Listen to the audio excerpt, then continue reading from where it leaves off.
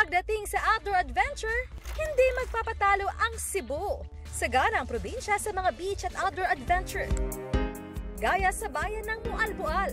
Certified summer goal ito dahil sa ganda ng dagat, pinong buhangin at mga resort at hotel.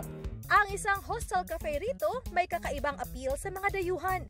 Level up ang Pinoy hospitality dahil bintahe ang paboritong finger food ng mga Pinoy, ang lumpia. At ang twist, may lumpia wrapping session sila para sa mga guest. Itinuturo ang paghahanda ng ingredients, pagbalot ng lumpia hanggang sa pagprito. Recipe raw ito ng hostel cafe para makapag-band ang mga guest at malasap din nila ang mayamang kultura ng mga Pinoy. Pinapakita kasi namin dito sa hostel ano yung culture ng Filipino talaga.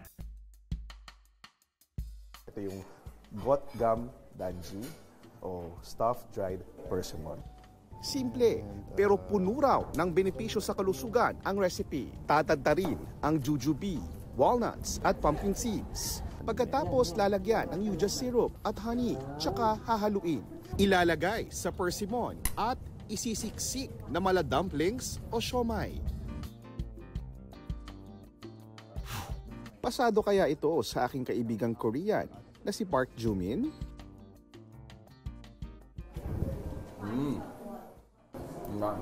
Nice, really? Kung gabi ang food trip, favorite picnic spot ng Koreans ang tabi ng Han River. Perfect sa lamig ang paboritong noodles sa K-drama, ang jjajangmyeon. Pwede ring mag-hot ramyun noodles habang nanonood ng Rainbow Fountain Show sa Banpo Bridge. Ang matinding init na idinaraing ng marami, biyaya para sa iba.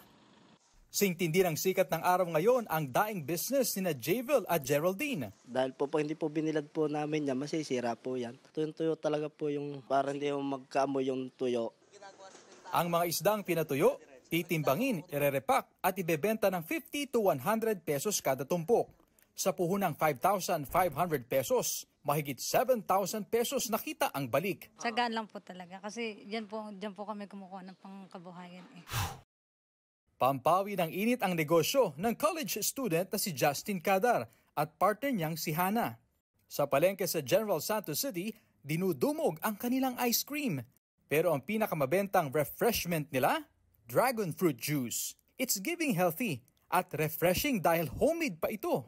Wala ni siya sagol nga magic sugar o food coloring. Pure good ta nga makaayo gud sa kalawasan. Di bababa sa 80 litro ng dragon fruit juice ang kanilang naibebenta. Makadugang siya sa mga expenses na sa balay, tapos sa pang-eskwela po niya, then sa among baby. May ibang tinatamad lumabas kapag matindi ang init. Kaya sa mga taong bahay, trending din ang pagaganchilyo o crochet. Libangan ito para sa marami. Pero sa ilang stay-at-home moms sa Pangasinan, instant kabuhayan ito. Mula sa hair accessories, keychains, stuffed toys at iba pa, kayang-kaya nilang gawin yan. At ang kita nila sa pagbebenta ng mga yan, 5,000 to 10,000 pesos kada buwan. At dahil chill lang ang crochet business, ang mamis na kinakarir ito, tila may work-life balance. Actually, very beneficial po siya sa amin bilang mga nanay, especially ngayon na ang hirap kumita, pero thankfully enough, meron kaming ganitong klaseng talent na nakakapag-provide at nakakapag-help sa mga husband namin.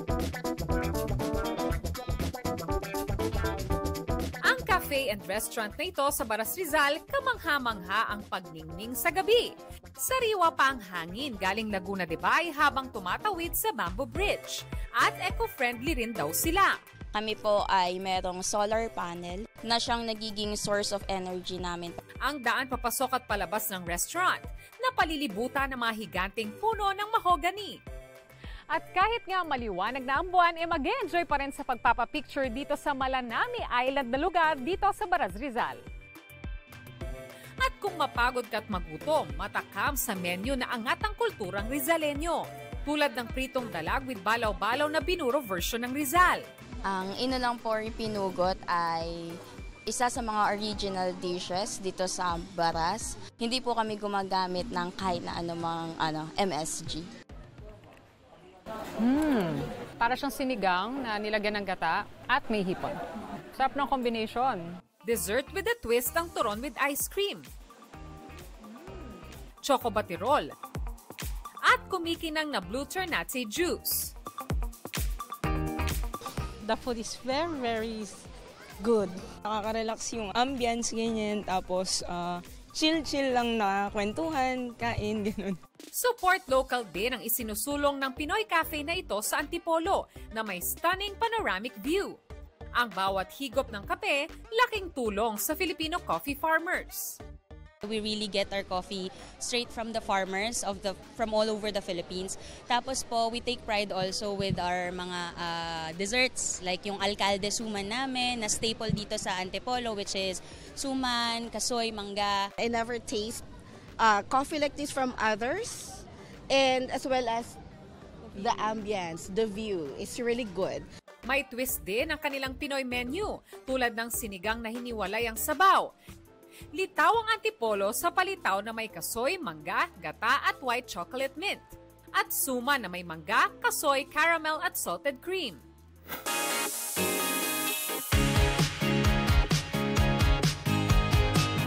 Mula sa ilang pirasong Ilocos empanada, ngayon may mobile food truck ng negosyo si Angelo.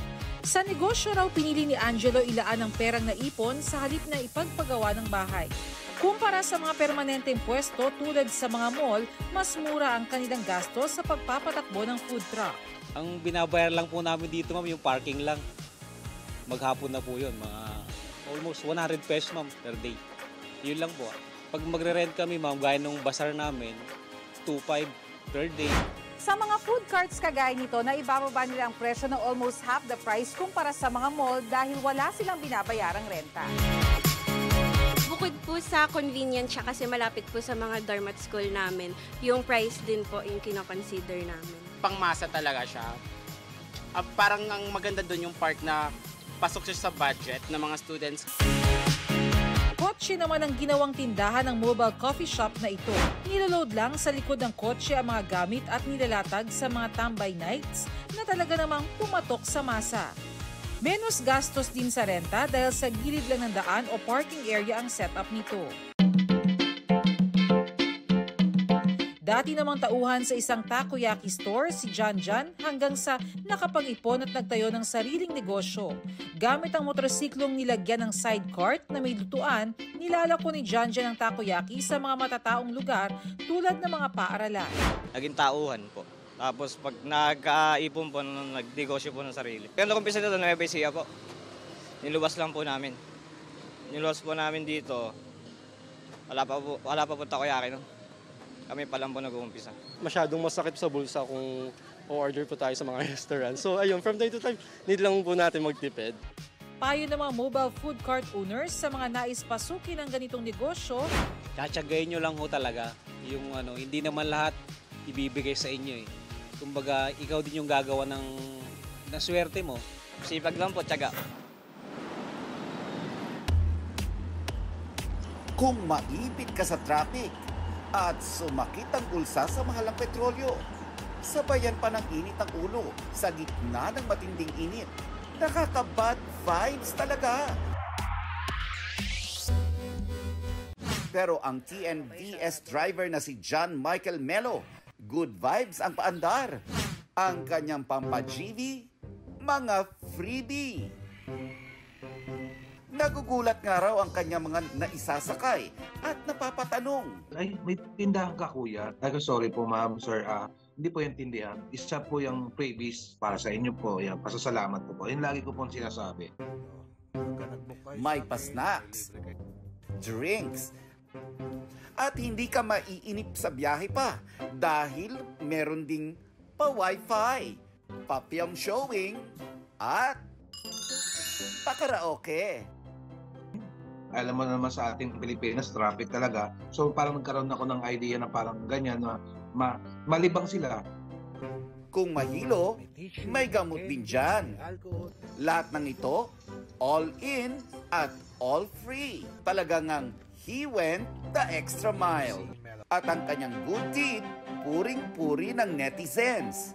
Sabi ni John Michael, ang lahat ng ito ay naging posible dahil na rin sa kanyang mga parokyano. Kamakailan lang, swerteng naibok ng inyong lingkod si Kuya Driver. Hindi ko naman po akalain on the spot may sasakay kong isang newscaster. Pero hinalo ko pa rin siya kasi yun po yung gawain ko po talaga. Kaya naman kuya, ang aming rating sa'yo, 5 out of 5.